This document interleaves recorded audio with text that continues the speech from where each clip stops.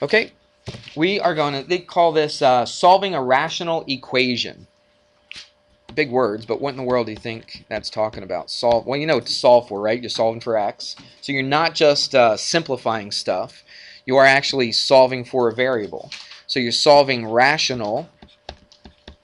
Anybody remember what that word means? Rational. It's got the word ratio in it. What is a ratio? Fraction. It's a fraction, right? So we're solving rational equations. Now, an equation is different than just an expression, because we had in another chapter learned about simplifying expressions. But this is an equation. What's an equation have in it? Look, EQU, an equal sign in it, right? Okay, so we're solving fractions, okay, that have equal signs in it. We're solving for x, basically, solving for a variable. Does that make sense? So when it says solving rational equations, that's what it's talking about that we're doing. All right, so let's throw one up here. And these are a little bit more complicated than maybe what you've seen in the past. But most everything we do is really not even it's not even brand new.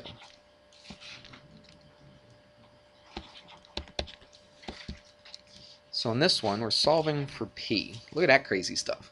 Look, I got two fractions. I've got a p right here. Look, that didn't sound too good. I got a p right here. Should probably wait to go to the bathroom. Sorry, that was inappropriate. It was.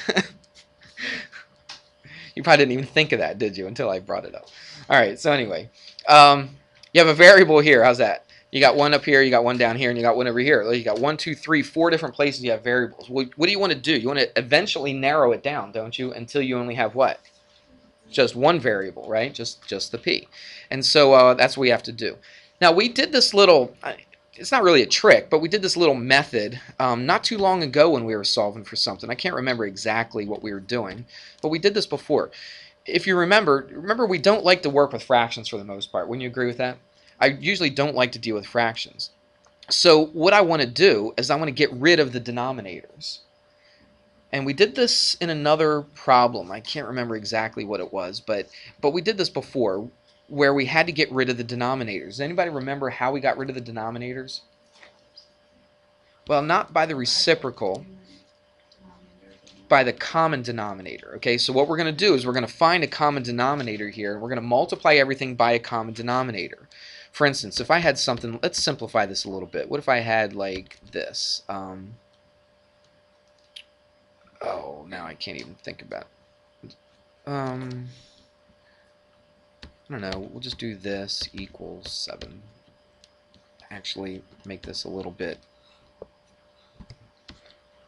more difficult. Let's say, I don't know. Let's not even do that. Sorry. I'm trying to think of this off the top of my head, and I'm not doing a very good job at it. Let's say 5. All right, what if we wanted to do this? Now, we could subtract a 2/5 from both sides, but we could get rid of the denominators right off the bat. So what would we do? We would find a common denominator. What do you think the common denominator with this is? 3, 5, and 6. There's a 3, a 5, and a 6 is 2 times 3, right? So you pick one of the 3s, one of the 5s, and one of the 2s, and so what's that? 30, isn't it? So watch what you could do. If I multiplied everything by 30, why did I pick a common denominator? Well, because 3 divides into it, 5 divides into it, and 6 divides into it, right? That's why I pick a common denominator. That way, if I multiply everything by 30, guess what's going to happen with my denominators? They're going to cancel out, right? And now I don't have any fractions to deal with, and then it's usually a little bit easier. Do you agree? See, look, that goes, right? That goes, and that goes right there. And look, I've got all just regular numbers, and it's a lot easier to deal with. I'm not going to finish this up. Let's go back to this. So that's the basic idea of why we're doing this, right? Is we're trying to get a common denominator, then we're going to multiply everything by that common denominator, and then I don't have to worry about fractions anymore. And that makes everybody happy, doesn't it? Not to have to worry about the fractions. So what would my common denominator be with this and this? Remember, that p minus 1 is acting as one number, okay? Don't separate it. Think of it as just one number right here. And this denominator is 1, isn't it? All right. So what would your common denominator be if you had these two things? What if the denominator was just 3 and 5? What would you do to find a common denominator there? Just multiply the two things together, right?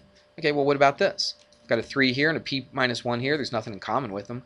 So you just multiply them together, right? So it's 3 times p minus 1. Does that make any sense? Because our common denominator here would just be 3 times 5, wouldn't it?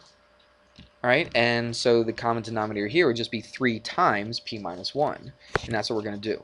So now it does get a little complicated. I'll warn you, okay? You know how sometimes I always say, oh, this is real easy, and you guys think, ah, there's no way that's easy, that's hard. This is a little bit more complicated, takes a little bit of thought, so write down all the steps. So what am I going to do? I'm going to multiply by 3 times p minus 1 right here. And then I have to multiply this by 3, whoops, let's do it like this, 3 times p minus 1. Then I have to multiply this by, I'll put a dot right there, 3 times p minus 1. Everybody understand that? It's like we did here. It's like we multiplied everything by 30. So we come down here, we multiply everything by the common denominator. Now, what does that do for us? It looks crazy complicated now, but it's going to make things a little bit easier for us. Look what happens. This 3 cancels out with what? With this one right here? No, with this one, because this one's the one that's being multiplied by everything. You say, well, that's being multiplied by a p, but that whole 3p is being part of a subtraction problem. So that 3 and that 3 cancel out. What about this? This p minus 1 cancels out with this p minus 1 right there. Does anything cancel out here? No. You got a 1 on the bottom, so I'm just going to multiply all that stuff together. So now, it looks ugly. It looks like a mess, but now we're going to clean it up a little bit, and now we won't have any denominators, so we don't have fractions, so we don't really have to deal with fractions. And that's the key to this rational equation stuff, is let's not have it a fraction. Let's make it so it's not a fraction. It makes it a little bit easier. So let's look what we have. Let's clean it up. Let's just go p minus 1 times 3p minus 1 minus, what's left here? We got rid of that p minus 1, so it's 3 times 2p. We'll just write it out. 3 times 2p, we'll do that in the next step, equals, what's here? I always like to put the 3 out in front, don't you? Put the number out in front instead of p3, and then p minus 1. All right, so that's this stuff all cleaned up. We got rid of the denominators by multiplying by a common denominator, and now it's nice and cleaned up. Still a little complicated, but at least we don't have to deal with fractions now. Would you agree? So let's see what we can do. What about this? What does that look like? It looks like something we've done in the past, doesn't it? What do we use? FOIL, right. Use the FOIL method. Okay, let's multiply that together. So p times 3p is 3p squared. That's the first. Then the outside is minus p. We'll do it all, and we'll show every single step. Minus p, and then minus 3p. Everybody good? Minus what? 6. It's multiplied. 3 times 2 is 6p equals, let's distribute this through here. What's that going to give us? 3p squared minus 3p. All right? Now what we're going to do is we're going to take a look at this side, and we're going to simplify everything on this side. Okay, add like terms. Well, I've got a p squared. Do I have any other p squares just on this side right here? Nope. So I just write down 3p squared. What other like terms do I have? Well, all these other ones, right? This is minus 1p. Did I do that right? Plus 1? Oh, I didn't do that, did I?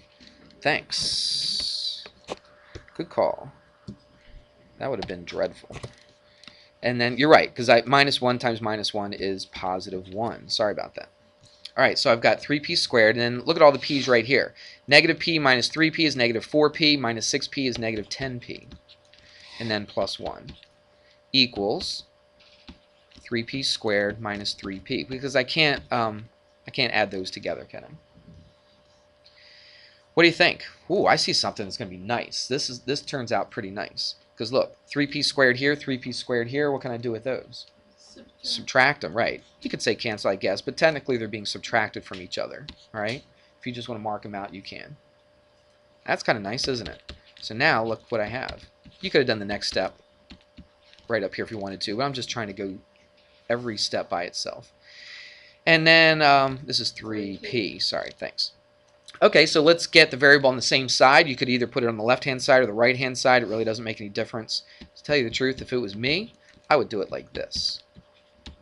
I know some of you guys don't like to have the variable on the right-hand side, but why would I do that? What would the purpose of that be? Make sure it's positive. Right, make sure it's positive. Just a little easier to deal with, don't you think? So that cancels out. That's a 1 equals negative 3p plus 10p is 7p. All right, and now we're almost there. Just divide by 7 on both sides, so P equals 1/7. Alright? And they say something else here. Let me see if I want to even deal with that. Yep. That's it. There's your answer.